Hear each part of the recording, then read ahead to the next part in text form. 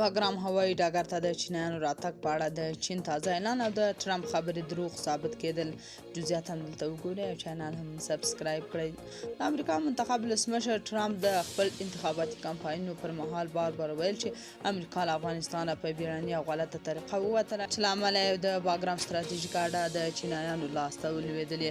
خو که چیرې نوموړی واک ترلاسه کړي نو باګرام به بېرته امریکا ونیسي. که څه هم طالبانو یا د ادعا رد کړې، خو اوس چینایانو هم په دې اړه خوله خلاصه کړه. تازه خبر دا دی چې چین وايي افغانستان کې د نفوذ کولو په لټه کې نه وي. د افغانستان لپاره د چین ځانګړي استازي یو شایو یونګ په یوه مرکه کې ویلي چې بیجینګ په افغانستان کې د نفوذ سیمې جوړېدو په لټه کې نه دی. هغه زیاته کړه افغانستان باید د جیوپولیټیکي سیالۍ په ډګر کې د بدلېدو پر ځای د هر اړخیزې همکارۍ لپاره بستر واوسي. امریکایي چارواکو په تېرو 3 کلونو کې څو ځلې په افغانستان کې د چین د مخ پر زیاتېدونکي نفوذ په اړه اندېښنه ښودلې ده.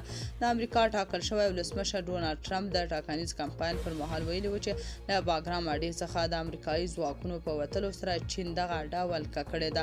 د افغانستان د امریکایي ځواکونو له وتلو واک ته د طالبانو له رسېدو وروسته چین هڅه وکړه چې په افغانستان کې په اقتصادي پروژو او د کانونو، تیلو او ګازو په قراردادونو کې ونډه واخلي. دغه هیواد له طالبان سره هم نږدې سیاسي او ډیپلوماټیکي اړیکې جوړې کړي او یو له هغو څو هیوادونو څخه دی چې د طالبانو سفیر یې منلی دی.